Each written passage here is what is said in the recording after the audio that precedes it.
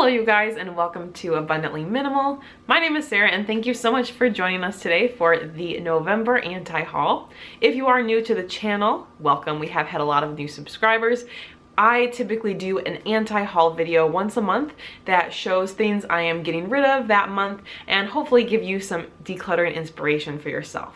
Now, if you haven't already, I do recommend getting a big tub or keeping a big tub somewhere where you can put items that you are donating or getting rid of, because having a set place will make it really easy to remember what items you want to get rid of and can help motivate you to do it. Honestly, having this donation bin has been so helpful, and I've been using this since the beginning of our decluttering journey. It will definitely make your decluttering process easier. So let's go through the items. Now, a few of the items from this month's anti-haul do have to do with cleaning out our office space.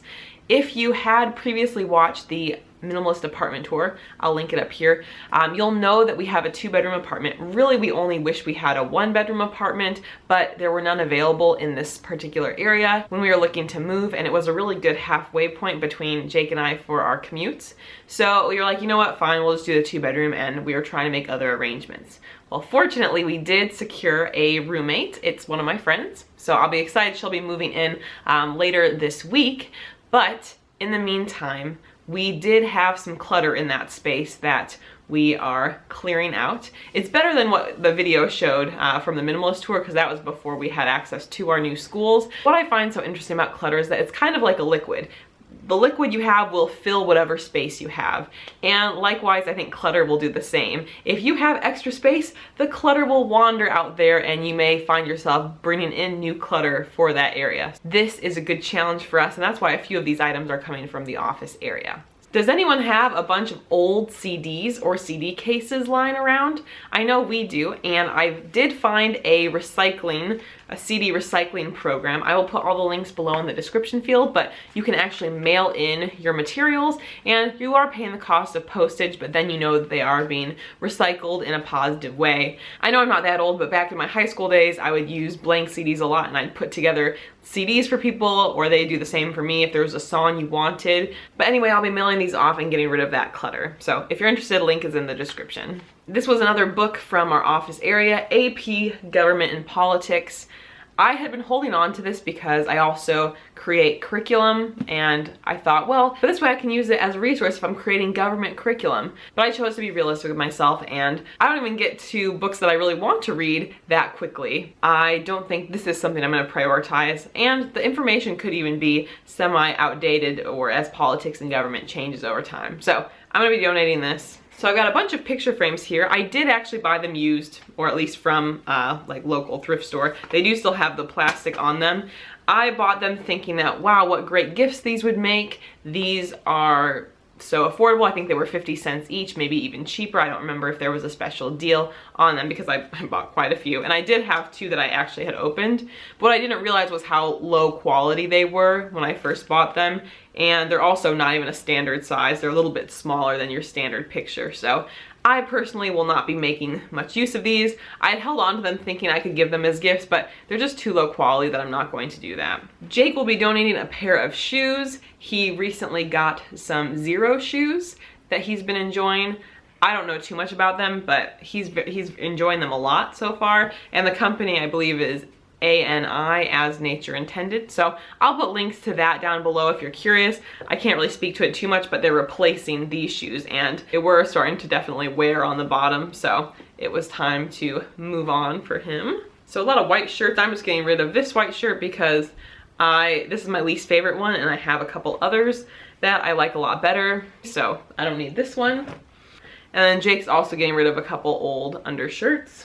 We also are getting rid of, this is a University of Illinois shirt. We were given these for like the graduation. It's funny because we had 4 originally, like 2 each. One of these and then another standard Illinois one, but we decided to keep the other one just because we didn't really, I don't know, not that I don't have college pride, I do, but I just don't feel the need to consistently like flash it, and this is kind of a bright color. So he's getting rid of this one, and I'm thinking that another Illinois person will really like that. This is a pair of dress pants for Jake. He ended up getting pairs a couple months ago that fit him better and are more comfortable to him, so he hasn't really been wearing this and realized that it could definitely go for someone else. This is your reminder to deal with extra reusable bags. I know for me they always seem to accumulate and then you're left with way too many, and we definitely don't need as many as we had. So we've got these two, and then I think there are maybe 4 more in the wash. Again, I swear I don't know how they accumulate, but different events here and there,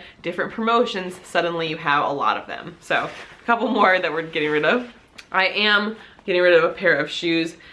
These were fairly comfortable, but I felt like they were kind of ugly after a while. I had them for a long time and wore them out quite a bit on the back. You know, you want to make sure the items that you have, whether it's clothing, shoes, just make you feel good. So because these didn't really make me feel good, even though they were comfortable, I am passing them along. Another old picture frame. So that's everything that we are donating this month, but I did want to address that with gifts coming up, we did find some items that we will be repurposing or re-gifting for specific family members. If you have not ever done a white elephant gift exchange before, it's definitely one of my favorite things.